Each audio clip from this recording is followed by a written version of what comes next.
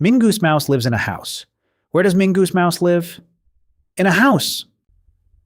It was a quiet, golden morning in the woods, and Mr. Huge Lindwood was guarding the blue portal tree just as he always did, standing tall and proper beside the glowing trunk, while little lanterns twinkled softly in the branches above him. And along the path came Mingoose Mouse, with her tiny basket swinging gently in her paw, her pink bow neat and bright, her fluffy collar soft as a cloud, and her rosy cheeks glowing in the sunshine as she called out, "Good morning, Mr. Lindwood." And Mr. Huge Lindwood smiled and said, "Good morning, Mingoose. All is calm, all is well, and all is—" But then he stopped at once and looked down in horror at the little stump table beside the portal tree because his precious moon-mint tea tin had vanished, and only his teacup and saucer were left behind, and he cried, "My tea, my dear moon-mint tea is gone. How can I guard a portal without my steadying tea?" And Mingoose blinked and looked at the empty space and said, "Gone." And just then there came a dramatic fluttering and a most peculiar golden bobbing through the trees, because Chicken arrived first in a shimmer of glitter and jewelry, gasping and flapping in alarm, and behind her came Semolina Pilchard, who was floating along instead of riding in on his carpet because, as he explained at once, "My carpet is in the repair shop," and he gave a cheerful shrug behind his dark sunglasses as if such things happened every day, and Chicken cried, a tea thief in the woods," while Semolina said, "Perhaps it was swallowed by magic, or perhaps by a very thirsty cloud." But Mingoose stayed calm and said, "Let's not guess, let's look for clues." And so they all peered down at the forest floor, where Mingoose quickly spotted very large paw prints pressed into the dirt, a bent fern drooping strangely to one side, and a little trail of moon-mint tea leaves scattered across the path, and Chicken pointed with a trembling wing and gasped, "A portal monster," while Semolina floated closer and said, "Or a giant teapot with feet." But Mingoose shook her head and said, "Something big came this way. Let's follow the trail." So off they went deeper into the woods, leaving the portal tree behind as the path grew darker and the trees taller and closer together, and soon even Chicken stopped talking quite so loudly, because the woods felt hushed and mysterious, with roots curling over the ground and ferns whispering at their feet. And Mingoose walked carefully in front, her little basket held close, while Chicken tiptoed behind looking terribly uncertain and muttering, "I do not mind adventure. I only mind adventures with paws." And Semolina bobbed along nearby, listening for every creak and rustle, and after a while he whispered, "I hear something."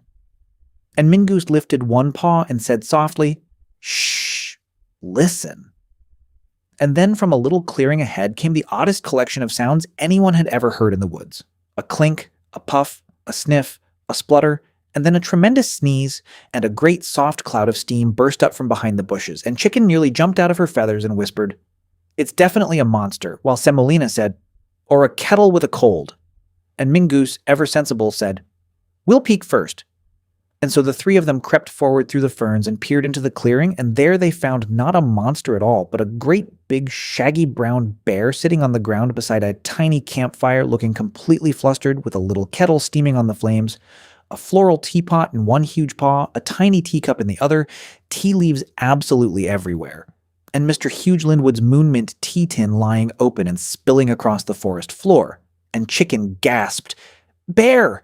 while Semolina's mouth popped open in surprise, and Mingoose stared with her big shining eyes as the bear froze and looked back at them in embarrassment and said, "Oh, I can explain."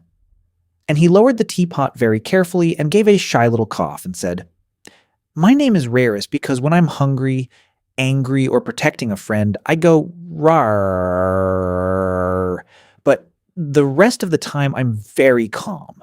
And then he looked down at the dreadful tea-covered muddle around him and sighed, "I smelled the lovely moon-mint tea, and Mr. Lindwood always looks so serious while guarding the portal, so I thought perhaps I could make him a nice pot of tea, but I could not work out how much tea to use." And Semolina floated lower and said, "Apparently all of it."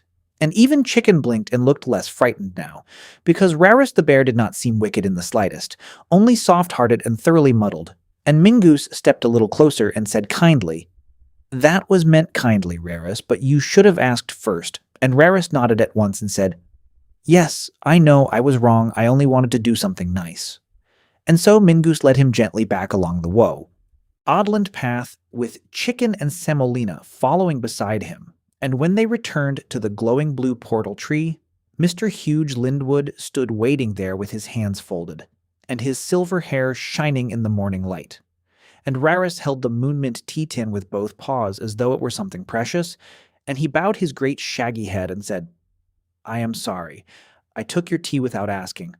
I meant to do something helpful, but I made a terrible muddle of it." And Mr. Huge Lindwood looked at the tea tin, then at the scattered leaves still clinging to Rarrous's fur, then at Mingoose, who said gently, "He was trying to be kind, just in a muddled way." And Semolina nodded, and Chicken pressed one wing to her chest as if this had all been terribly emotional, and Mr. Huge Lindwood gave a long, slow sigh and said, "Well, that is a little better." And then at last his stern expression softened, and he added, "A good cup of tea is best when shared," and Rarrous's face lit up with hope. And so together they made a proper pot of moonmint tea beside the blue portal tree, with the stump table set neatly once more, the teapot polished, the cups and saucers arranged just so, and even a few little treats laid out to make the moment complete. And this time Rarrous watched very carefully as the right amount of tea was measured into the pot, and everyone found a place in the sunny clearing, with Mingoose smiling in the middle, Chicken looking grand and pleased, Semolina floating above them with a teacup of his own, while explaining that he still intended to collect his carpet once the repair shop had finished with it, Mr. Huge Lindwood sitting calmly at last with his steadying tea restored, and Rarrous holding an extra-large cup in both paws and looking shy but happy as the warm, sweet smell of moonmint drifted through the air. And from then on, Rarrous always remembered to ask first, and Mr. Huge Lindwood always kept an extra cup nearby just in case, and in the quiet woods beneath the shining lanterns and the gentle glow of the portal tree, all was calm once more.